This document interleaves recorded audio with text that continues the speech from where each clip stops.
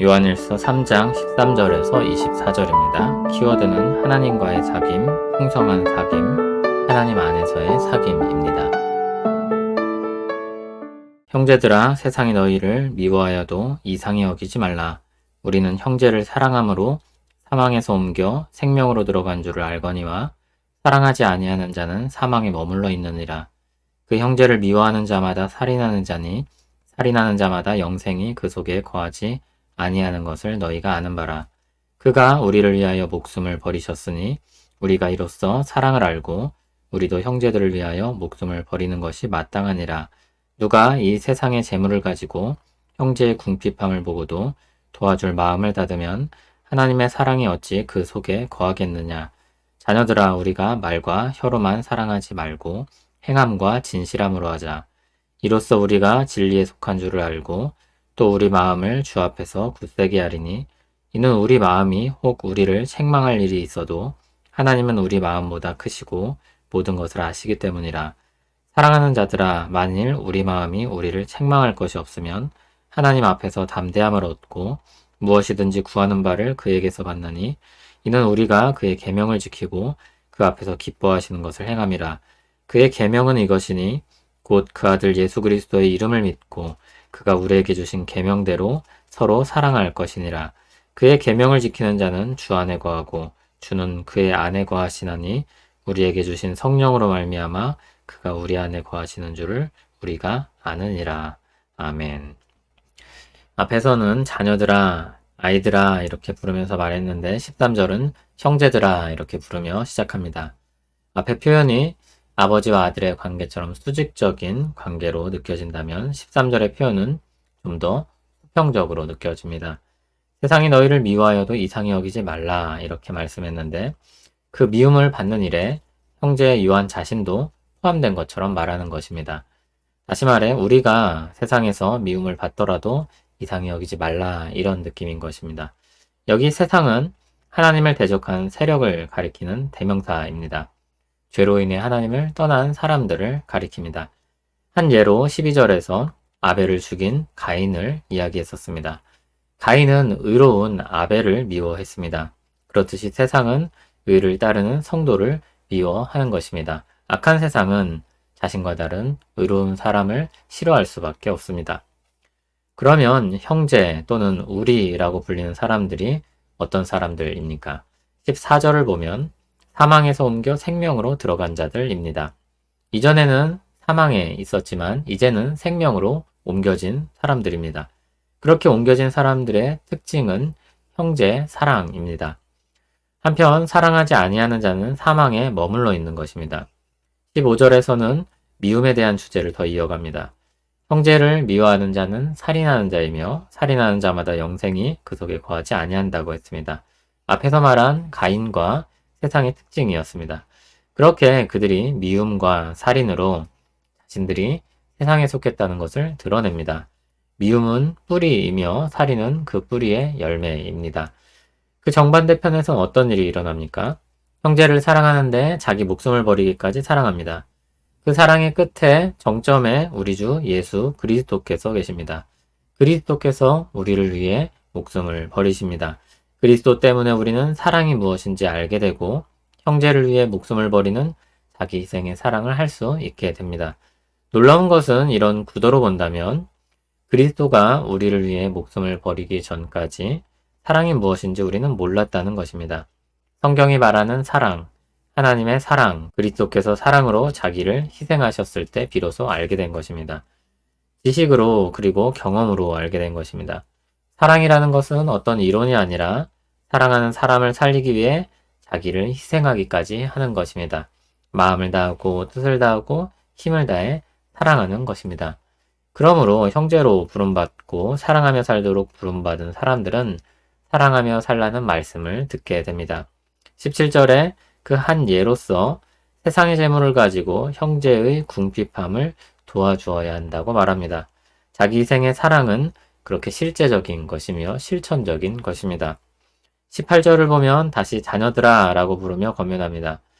앞에서 우리가 누구인가 수평적인 관계로 부르면서 놀라지 말라고 다독거렸습니다. 수평적인 관계에서 보는 사랑의 책임을 강조했습니다. 이제는 사랑하는 부모의 심정으로 말합니다. 말과 혀로만 사랑하지 말고 행함과 진실함으로 하자. 그렇게 함으로써 우리가 진리에 속한 줄 알 것이며 우리 마음을 주 앞에서 굳세게 할 것입니다. 이처럼 행함과 진실함으로 사랑하는 것은 진리에 속한 것을 드러내는 것이며 주 앞에 견고히 서는 것입니다. 우리가 진리에 속했으며 주 앞에 견고한 사람들이라는 것을 증명할 수 있는 방법은 행함과 진실함으로 표현되는 사랑입니다. 19절에 진리에 속한 줄 알게 될 것이다. 우리 마음을 주 앞에 굳세게 할 것이다. 이게 다 미래형으로 쓰여 있습니다. 이 미래를 그럼 누가 보장할 수 있겠습니까? 바로 하나님이십니다. 20절을 보겠습니다. 우리 마음이 혹 책망할 일이 있어도, 그러니까 행함과 진실함으로 사랑하는 것이 잘 안 되더라도, 그럴 때 찔림을 받는 상황이 있을지라도 하나님이 우리 마음보다 크시고 모든 것을 아신다고 했습니다. 얼마나 큰 위로가 되는 말씀인지 모릅니다. 하나님이 우리 마음보다 크십니다. 그리고 모든 것을 아십니다. 진실한 마음을 가졌지만 그럼에도 연약하여서 행함과 진실함으로 사랑하지 못하는 우리를 주님이 아십니다. 그리고 우리의 필요도 아십니다. 그분이 우리를 굳세게 하실 것입니다. 21절에서는 우리가 책망할 것이 없을 때 받을 것들을 말합니다. 20절에서는 책망할 것이 있는 경우를, 21절에는 책망할 것이 없는 경우를 다룹니다. 책망할 것이 있는 경우는 어떻게 되었었습니까? 책망할 것이 있더라도 크신 하나님께서 계신다고 했습니다. 그리고 책망할 것이 없으면 하나님이 주실 것이 있다고 말합니다. 연약한 사람들에게 책망할 것이 근데 어떻게 없을 수 있겠습니까? 이에 대한 가장 확실하며 유일한 답이 있습니다. 예수 그리스도의 피로 우리를 깨끗이 하는 것입니다. 우리는 책망할 것이 있을 때 죄를 고백하고 예수의 피로 깨끗하게 될 수 있습니다. 그런 구도로 20절, 21절을 다시 읽으면 책망할 것이 있으면 크신 하나님께 죄를 고백하고 예수의 피로 깨끗이 되어 책망할 것이 없는 자가 되어 하나님께서 주시는 것들을 받는 것입니다. 무엇을 받습니까? 21절을 보면 담대함을 받습니다. 22절을 보면 무엇이든지 구하는 바를 받습니다. 기도의 응답입니다. 그렇게 하여 하나님이 기뻐하시는 사랑의 계명을 지키게 되는 것입니다. 23절에서 그 계명을 설명하기를 예수 그리스도의 이름을 믿고 서로 사랑하는 것이라고 했습니다. 그 결과 24절과 같이 그들이 주 안에 거하고 주가 그들 안에 거하게 됩니다.